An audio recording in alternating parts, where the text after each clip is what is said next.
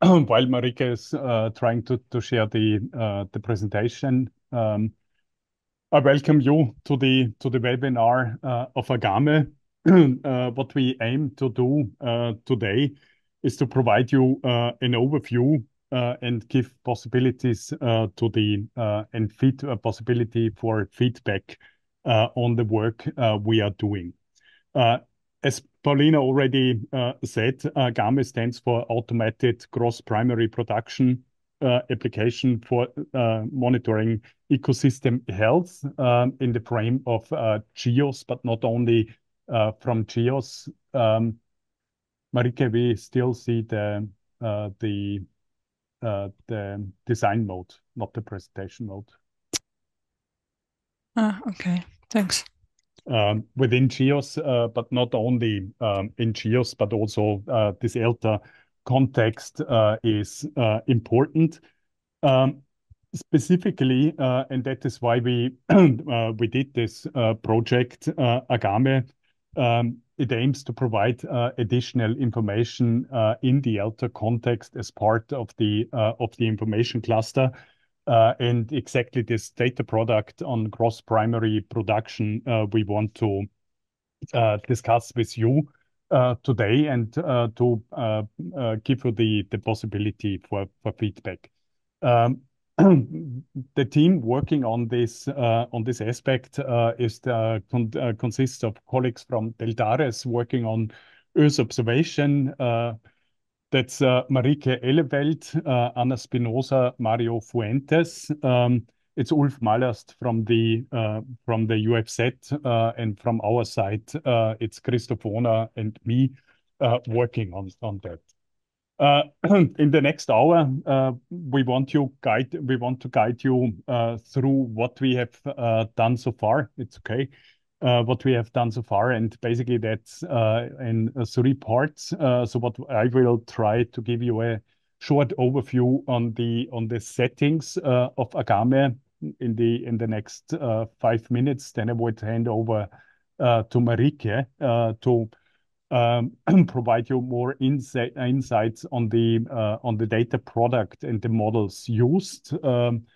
And in the end, we hand over to Ulf, and we open the feedback and discussion round. For the webinar today, it's about the data product, so the GPP data product, and not so much on the means of provision. So there will be a separate session on that next. AGAME is part of the GPP project, the GEOSS Platform Plus project, which aims to enhance the capabilities of the GEOSS ecosystem. This project is led by ESA. It's a European Horizon Europe project, which runs until the end of the year. And one of the big aims is to strengthen to enhance the capabilities for users to interact with the GEOSS tools to provide new features, and also to strengthen the European participation in GEOSS, namely the EuroGeo contribution. This work is done alongside different use cases. Just sorry. It's done alongside different use cases where AGAME is one of them, and AGAME is the eLTER use case in the work we are doing. Next. AGAME contributes to the objectives of GEOSS by exploiting the added value of the integration of Copernicus data products, so mainly Sentinel-2, with local in situ data coming from the eLTER long-term observation. And we aim to provide consistent data products together with detailed metadata, so fostering the fair aspects of data provision, and also evaluate on how this could be integrated into into the eLTER workflows and also being part of the eLTER information cluster. And this is also why we want to discuss that for you, because the products we are making is for you as end users. A part of it, and I come to that later, is the code design process. So really to have the interaction between the data providers, the data users, and the implementation team in order to further enhance the data product we have. And also do that in cooperation with you as stakeholders. And that is why we are here now. It's exactly providing this possibility of feedback. The the overall aim is to contribute to the enhancement of the GEOSS platform, but not only, but also to enhance eLTER services. As stated earlier, we selected gross primary production as an indicator for ecosystem health. Marike will talk about that later. And what's new in AGAME is to further develop that product together with you as a user. Start piloting that for 10 plus sites in Europe related to eLTER. So to prototype and evaluate the integration into eLTER workflows and also being this data part of the eLTER information cluster, and also enhance, and this will also be addressed by Marike, the model on creating cross primary production, so going into machine learning models. The main part is also to enhance findability, interoperability, accessibility, and reusability by structured data and metadata records. Next. The code design process is there an important part. So which we already implemented in the beginning. We identified 3 user groups which are working together, which is it's you as the site and platform forum as the main data providers and also users of the data product. It's the eLTER RI through the eLTER Get team by being responsible for the services, but also as a third community, the GEOSS community, to enhance the information or the capabilities of the GEOSS environment. We've worked in 2 processes. We had in the beginning of the year a code define and code design phase, which was done with selected representatives from the 3 communities, collecting requirements, discussing how that is done.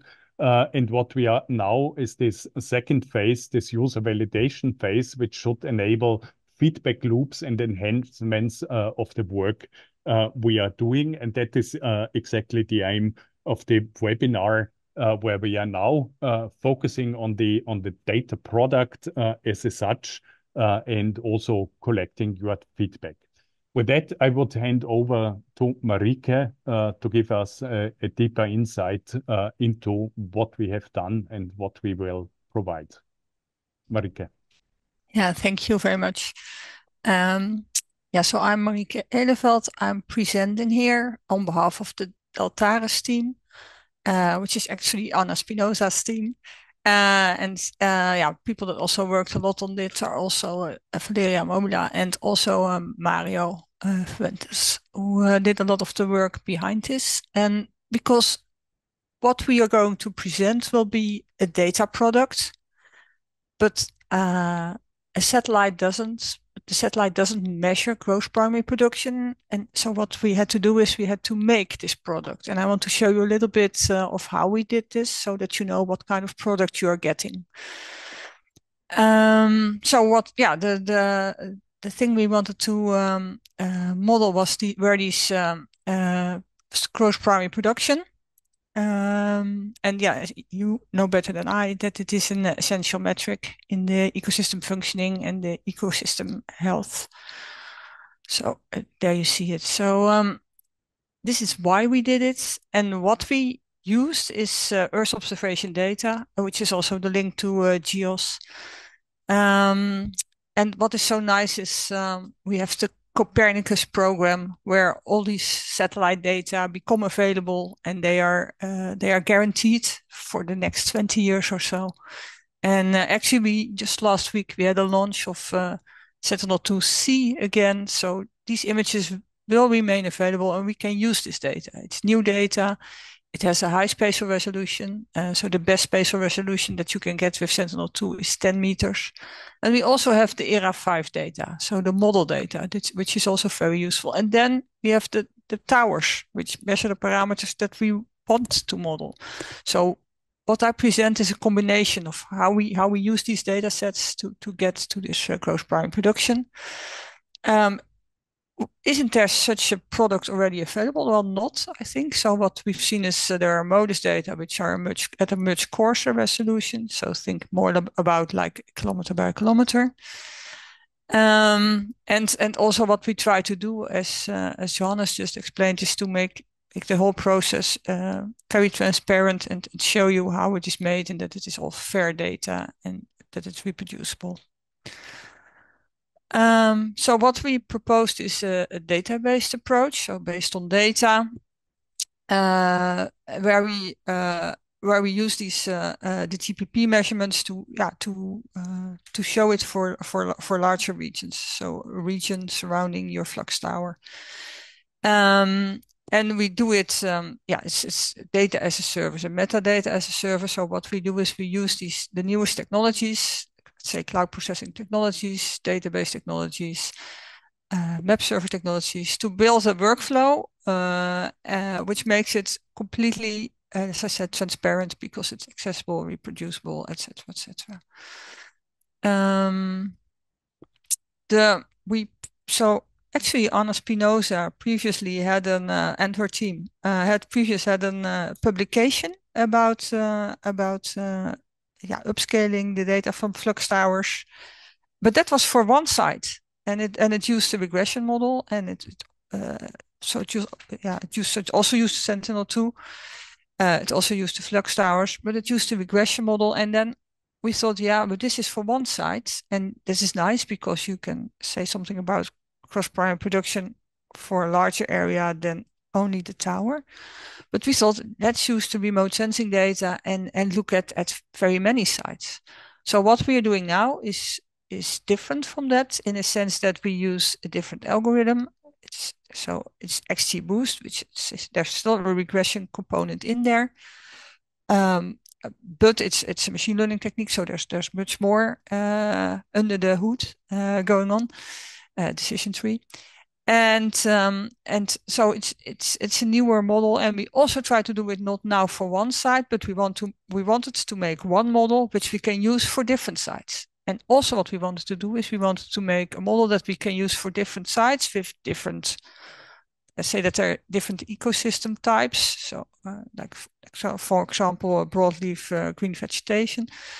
And that you could run this model also for a site where there is no flux model. So this was our aim behind it. Well, as inputs, we used actually ICOS data, so ICOS level 2 data. And this is what you see here. You see all the sites. We selected 70. So we wanted to do 10 plus sites. We selected 17. Later we lose one, so we're lucky that we keep 16. And here you have an idea of the sites, and as I said, you have all these flux towers, and here you can see a little bit that there are also different, let's say, ecosystem types. It's called in ICOS. And you see, so you see evergreen needle forest, grasslands, but also deciduous. So okay, a bit of, let's say, for several ecosystem types, we have the data. So what are the parameters that we use in our model? Because with machine learning models, you need to have, you can't afford to have too many missing values. So it has to be a really nice and neat data set. This is also why we use the level 2 data, and this is also why we focused on ERA 5 model data, which are in there. And they are actually they are downscaled, so they are already processed data, ERA 5 data, which we can use. And what we use here is like the thermal data. So this long wave data is thermal data. Then we put into the model, so we make this model and we want to produce GPP, and we have to think, okay, what needs to go in? So, okay, thermal, you want to know something about temperature, you want to know something about pressure and precipitation, of course, which says something about the weather systems, about the downward shortwave radiation flux. So that is PAR, but it goes a little bit beyond that to the middle infrared. Then air temperature, of course. The vapor pressure deficit, to say something about, again, about the moisture. And whether or not you get water on the leaves. Okay, the wind speed, and of course this main parameter that we were interested in, what we compare with, which is the gross primary production in gram carbon per square meter per day.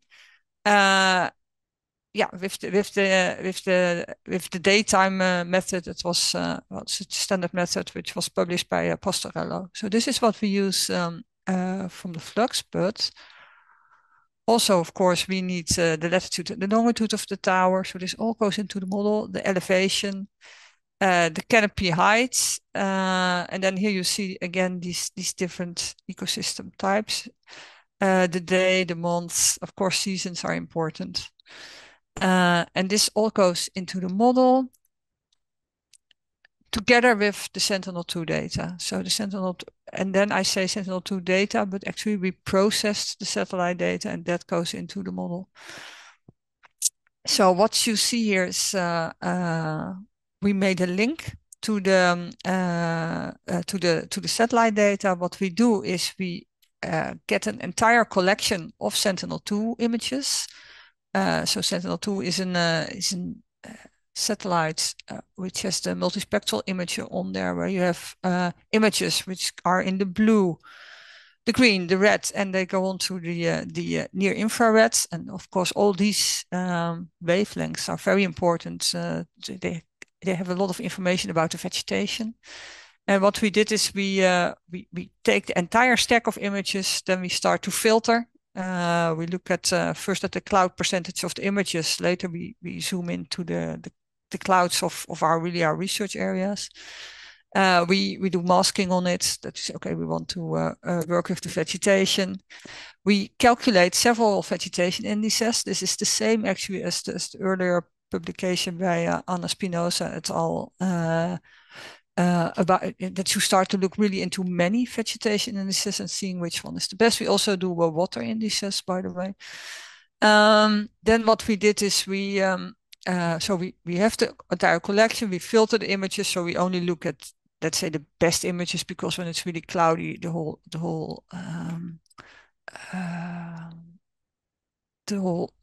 content of the images is really not good anymore. We classify it, as I said. We mask waters. We look at the flux tower and we look at its fetch footprint, and then we come up with these data sets that we can extract for the area within the footprint. So this is what we do. That is then the spatial reduction, is that you say, okay, from this 10 meters for the training of the model, we go to this footprint. We remove the outliers. We do interpolation, and we also filter, and I will show that one. Let me see if it's okay. Before I talk about the filter, I say something about the indices that we tested. So there are many, and they say something about vegetation, but they're all a little bit different. For example, the first one, the CIR, that is a red edge detection algorithm. That's, I would say, it's one of the best algorithms that you have to look at the vegetation, let's say the chlorophyll content of it, and hence also the primary production. Also, you can link it also to the primary production. Then you have other indices like the enhanced vegetation index, the NDVI most people know, which is a lot about the cover of the vegetation. The other one, the enhanced ones, those they work better when you have, like for example, when there's vegetation, but you also see the soil, so you have to adapt for that. And then you also have these several of these water indices, so which all function differently, and we all use them in our model. And then in our model, we will have a look at which one is best. So which one is best to say something to predict the primary production. Now I said something about that we extract these time series after the filtering. Then masking non-vegetation, then the calculation of all the vegetation. We start to do something when we look at when we extract the time series. And what we do is, we need, that's what I said, for machine learning, you need time series, so you cannot have too many gaps in there. Then it won't work. And also what you would like to do is you want to get rid of huge outliers, and that's what we did here with the Safcol filter. Well, this all has to do, so in machine learning this is like that you prepare the features so that you can use it to train your model. And then the model is XGBoost, as I just said. And then we start to run the model.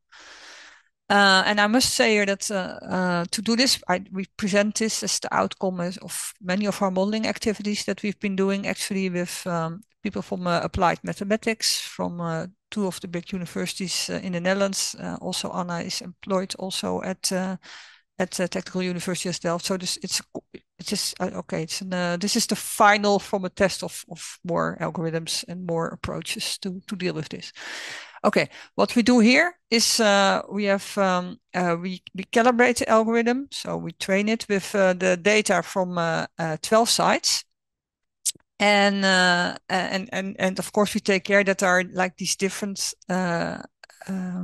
ecosystem types in there, so grassland, deciduous, etc., and the mixed forest. And then you can see that the sites that we chose are given below, so you may know them. And then what we do later is that we say, okay, after we have then run this algorithm, and then we're going to see how it evaluates on other sites, which it hasn't seen. So those are the other sites that you see below, like Brasstraat, etc., which also have these vegetation. So this is our check whether how good it is. One of the checks of how good it works. Actually, the whole method, it's based on lots of statistics. So there's a lot of and actually Boost is actually there's a lot of optimization with a lot of statistics in there, which really ensures that we won't get into trouble with overtraining and all these things. So what we found after we run the model on these 12 sites is what are the important features that we can use. So this what we use actually when we calculate the gross primary production. And what you see here is that the temperature is a really important one. This is some kind of PAR parameter, so photosynthetically active radiation, so the shortwave radiation ERA5. You see here water indices, which play a role, and here you see the vegetation indices coming. So, and that is, as I said, that is this, and this one, that is this red edge. So that this has to do with the let's say, the signal from the vegetation in the near infrared to the red, and that's a measure of let's say chlorophyll activity. So this one, and also an enhanced vegetation index. Here you see this water vapor difference, and here you can start to see that also, of course, the month of the year is also important for the primary production. Now here you get other vegetation indices, an NDVI pressure, I think, air pressure. And then what we also found was interesting is that elevation is also a predictor for the gross primary production. So if we do this analysis of the input data, then these are the parameters that come out as being really important to predict the primary production. Now, of course, you're interested in, okay, this was your model. You showed which features are important, but how does it work? I mean, how does it evaluate? And this is what we show over here. So this is for these 5 sites that we checked. And here you can see in the blue, you see the observed. So that's from the flux tower. Those are the measurements from the flux tower. And then in the red, we see what was predicted. And this one is for Braschaat. And what you see here is that, we make a prediction. The timing is almost the same. If I look at the high parts and the lower parts, the range, okay, the prediction is a little bit, it doesn't go that high, so it doesn't capture the top, and it doesn't reach the bottom. But okay, it's okay. This is what we get. So we get an R square of 0.7, which is nice enough, I would say. And then if you look at the errors, okay, like a mean absolute error of 1.7, and of course the units, they are in gram carbon per square meter per day. Okay, this for Braschaat. This one is another one for Norrunda in Sweden. So it's another evergreen needle leaf forest, and you see the same pattern again. So you underestimate the peaks a bit. Timing is quite okay, and you overestimate let's say the troughs, the lower part. Let me see. What you see on average is an R square. So I'm just looking at the bottom table now. You see an R square of 0.75, which is nice. And I see the errors. Yeah, okay. This is what it is. It's like say 1 gram carbon, so 1.5 gram carbon per square meter per day. So this is the error that we get. Another one, this one is actually quite nice, where you see for Fontainebleau. So here you actually see that you start to estimate the peaks quite well. Okay. And so this is the result of the evaluation what we get. It's one model. It's for all these different ecosystem types, and this is what you get out of it. So as I say, an R square of 0.75. I was quite pleased when I saw that. Well, okay, that is nice. So now you know what it is, how it is made, and how good it is if I look at these statistics. Then what are the results? So how do the results look like? So what we then did is we ran this model and linked it back to the Sentinel-2 data and ran the model for every pixel. So that's these 10 meter pixels of Sentinel-2, and then mapped them. And what you then get is an MPP map, a GPP map for a flux tower area. And then you get something like this with so these are the kind of maps, and we have these maps. We have them. You see, this is for one day. Well, Sentinel-2, you have an overpass every 5 days, so you can make these kind of maps, every 5 days. However, when it's cloudy, and in some regions it is very cloudy, of course, then you would get a lot of clouds, and we would want to skip these kind of maps and not present them to you because they don't give that much use. What we also do is we also want to give some kind of uncertainty product, or say something about, okay, it is you give a map. It's a map of prime production. I'll show you later. So this is a geotiff that we produced and that we can then make look nicer. But okay, so this is the map. The map is over here. It's the flux tower. This is the region, and then you can say, okay, but you want to make this map within this surrounding this flux tower in the same ecosystems type. So you want it, it's valid for that ecosystem type. It's not valid for something else. So then we can use an algorithm to say, okay, this, like the yellow colors, okay, this is the area where you have this same ecosystem type. Where you have the dark purple colors, this is a different ecosystem type. The accuracy is much lower there, of course, than in this area.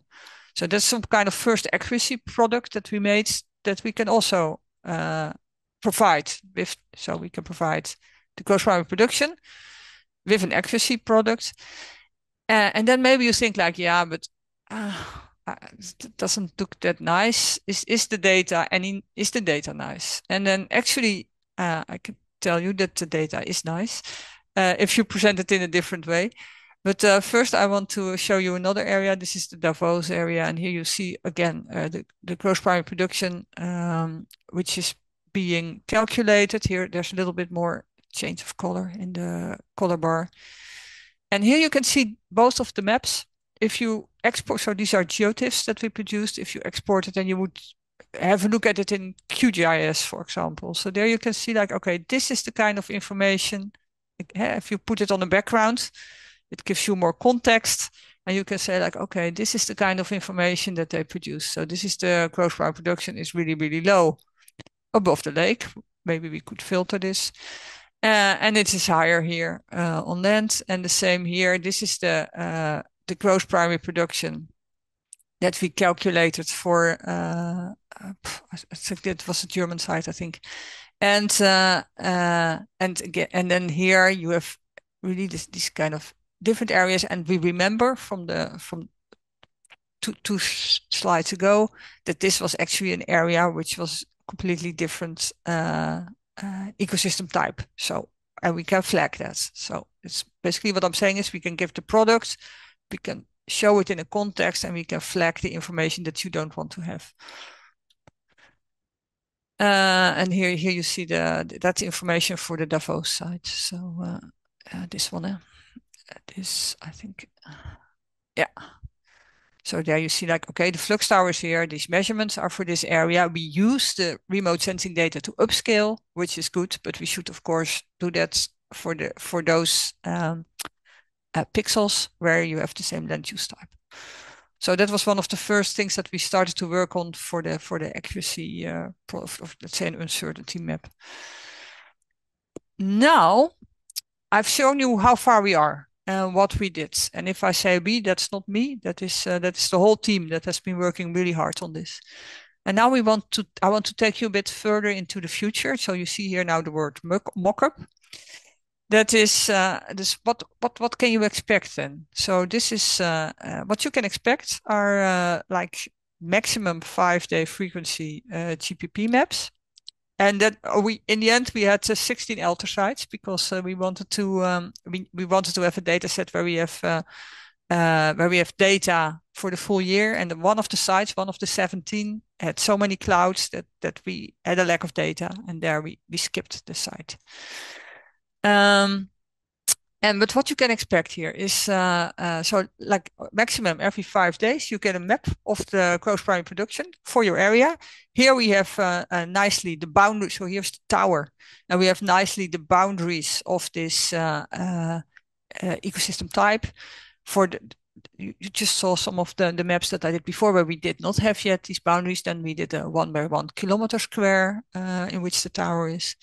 And then we can make these kind of maps. And as I said, this will be the workflow will be in this VLab cloud environment.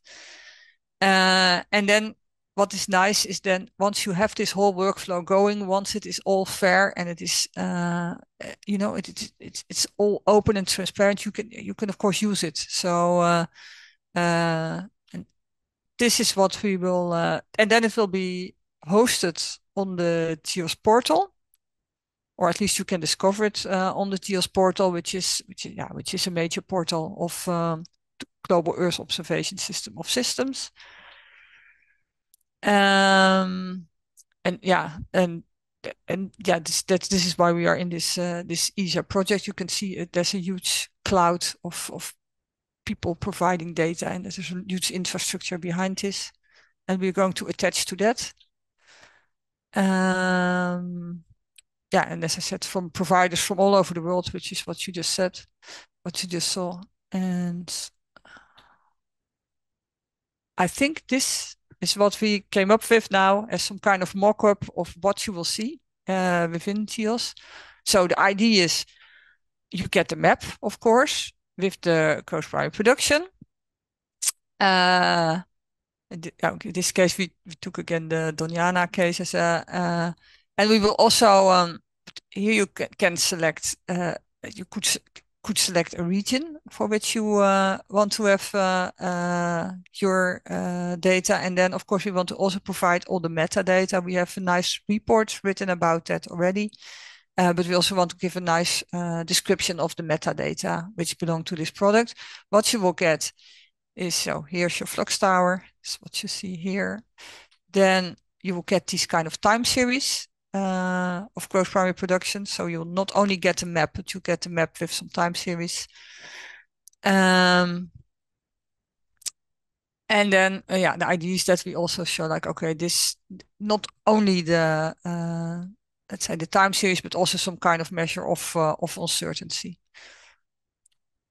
And so this is what we've been working on very hard these last months.